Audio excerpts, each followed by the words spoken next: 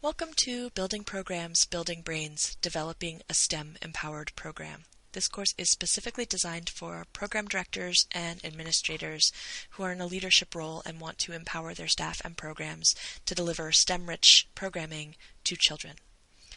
This course was developed in partnership with and through funding support from the Department of Early Education and Care here in Massachusetts, and brain building is in progress. If you want to know more about EEC or brain building, you can hover over the logos to find the websites. It was developed in partnership with UMass Boston, so you can hover over that logo to learn more about that, and you can also hover over the BosNet logo to learn more about us. This is interactive video presentation number 4, The Plan, Bringing Your Goal to Life. To explore the difference between a vision and a goal, hover your mouse over each of the two pictures and think about the two statements there and consider your own opinions. And when you're ready, click Done to move on to the next slide.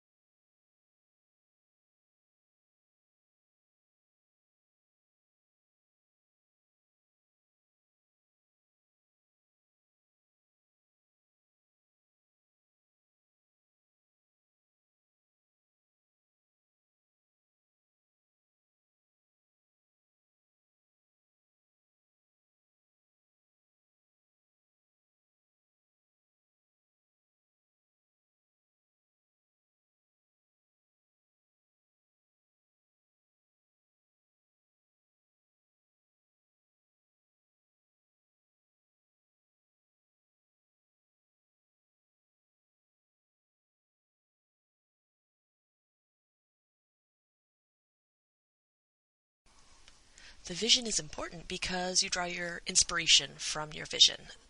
In times where you're feeling that the team is losing their motivation or their focus, you go back to that vision and it helps you reconnect with why you're working so hard on these goals and outcomes. But the goal is important because from the goal you draw the concrete specific plan and the outcomes that you're going to measure and accomplish. And the goal should feel like you're taking a step down a meaningful path that leads to someday achieving the vision. Being able to have a connection between a larger vision and the goal that you're working on is super, super important because this is what makes the process of program quality improvement feel meaningful and exciting rather than feeling like just obligations piled on obligations and standards piled on standards and expectations piled on expectations until you're buried in work, which is sometimes how staff end up feeling about this sort of thing, the program improvement and goals and that sort of thing. So this connection between vision and goal is essential to avoiding that trap of just feeling like you're piling work on top of work. Great, you have a vision and you have a goal. Now the next piece is how do you turn that into a plan? How do you make your vision into reality one step at a time? How do you turn your goal into an actual truth in your program by making it happen? The first step is to take a look at the time frame and the outcomes that are embedded in the goal, and looking at that end date, work backwards to set milestones. What are the logical steps to reaching those outcomes that you've set? Then for each of those logical steps, you're going to figure out who's responsible for it, who's in charge of it.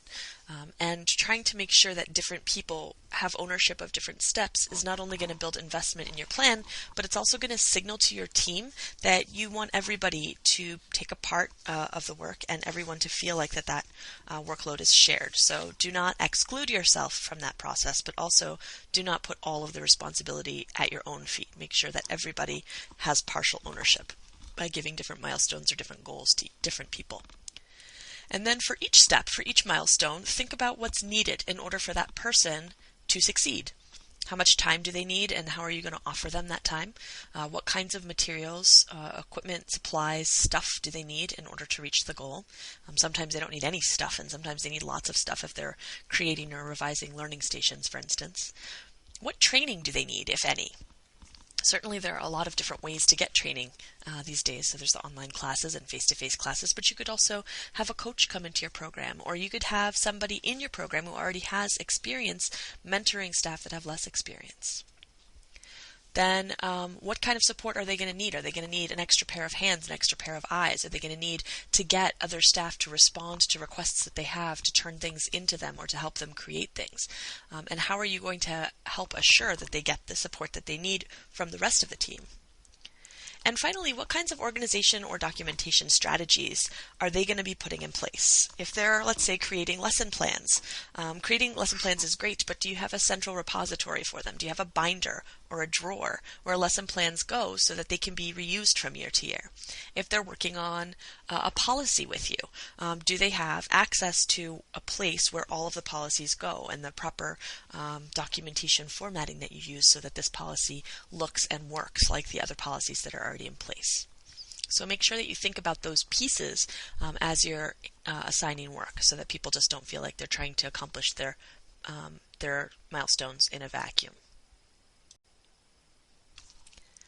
Motivation is also a really big piece of this, especially if you're adding responsibility or adding work onto existing responsibility and existing work. You have your goal and you have your plan, but then you want to think about how you keep people excited about it, how you keep people moving forward. And part of that is going to be monitoring, making sure that you're checking in with people regularly to see if they're progressing towards their goals and to make sure that they have everything that they need. That will make them feel like you care. But you also want to think about ways to reward effort when you see it and to celebrate success when it occurs.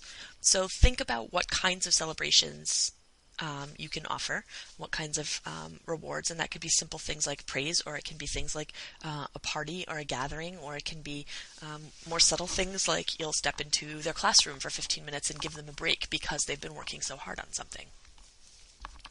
Think about how you're going to celebrate at the end, too. What is going to be the sort of capstone celebration, whether it's even something as simple as getting to make an announcement to the kids or to the parents about something wonderful that they get to start doing or having as a result of this work, or an unveiling ceremony for a new learning station. Also, use the staff motivation survey, which we've placed into your course room in this unit. You can administer this by handing it out to staff and having them fill it out anonymously, or you can just browse through it for ideas. But it's a really great tool for getting a sense for what ways of motivating your staff are going to be the most effective for the people, the personalities that you have in your program. Then make sure that you're building all these pieces, these milestones, the rewards, the celebrations, right into your implementation plan. They should be right in there. And the reason for that is because if the staff are aware that motivation is a big piece of what you're thinking about in your plan, then they'll be able to focus on that. They'll see that caring is there. They'll see that thoughtfulness on your part is there, and that will also help them keep their own energy up as they work towards accomplishing this goal. There are 3 core principles that really help when you're managing change, when you're having something new happening in your program that might be a little difficult for staff to deal with or to add on or to process. So hover your mouse over each picture to learn about the 3 core strategies that you can use in order to manage change and keep staff energized as you move forward with your plan. And then when you're done, click Done.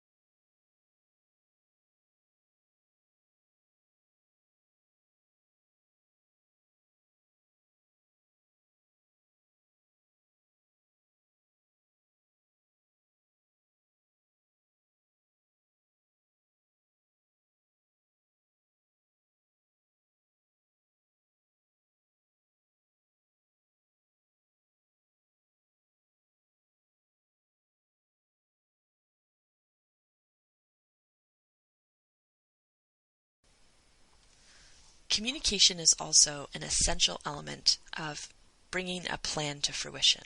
So as you craft your plan, be sure that you're thinking about ways to keep the lines of communication open. Create an atmosphere in the program where you are perceived by your team as a resource rather than as a barrier. A big element of that is making sure that when people come to you with frustrations or barriers or problems or challenges of their own, you're not immediately going straight to problem solving, but instead you're making space to hear and validate their frustrations. Sometimes people will be coming to you because they really want you to help them solve a problem, in which case a simple acknowledgement, that sounds really frustrating, let's sit down and fix this problem together. But acknowledging that that is frustrating or that it's stressful or that it's exhausting or upsetting in some way is important. But sometimes people will come to you just because they need someone that they can complain to a little bit about how hard things are. And you want them to be able to come to you about that so that they don't go to their colleagues instead and create an environment where everyone is complaining behind your back. So make sure that they know your door is open and that they can come talk to you and they can say how hard and frustrating things are, and that you will say, yeah, that's really tough, and this is awful. We need to get through this together, and we'll be so glad when we're out the other side of it. They need to be allowed to feel that they can tell you about those frustrations and that you're going to allow them to feel those feelings. It's also important to make sure that in adversity, you are positive and you are solution focused. So you're acknowledging the difficulties that your team is experiencing, but you yourself are not sitting around saying, man, this sucks. I hate that we have to work on this. Oh, this is terrible, because you're the leader. And when you lose your motivation, your team's motivation is going to vanish right along with yours. So you always need to keep that positivity up. If there are problems, it's really important to avoid blame. It's easy to say, all right, well, you were supposed to do that and you didn't do it, so now we've ground to a halt. Instead, focus on learning. Do we need to be having meetings more regularly? Do we need to be having people work together in pairs in order to have more accountability for reaching goals? Is the motivation system I created not really a very motivating system? Is there some other barrier that I don't know about?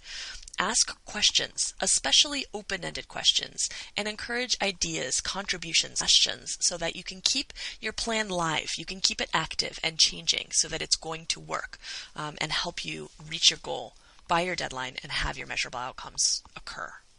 And when your staff give you feedback, take the time to think about what they say. Sometimes that even means saying, this is a really great idea and I feel like I need some time to think about it, so I'm going to check back with you tomorrow about it. And always close the loop. Get back to people. Tell them you heard them. Tell them you thought about what they told you, and tell them what you're going to do about it so that they see you as an active and engaged part of making this plan come to fruition. True or false? A vision and a goal are more or less the same thing,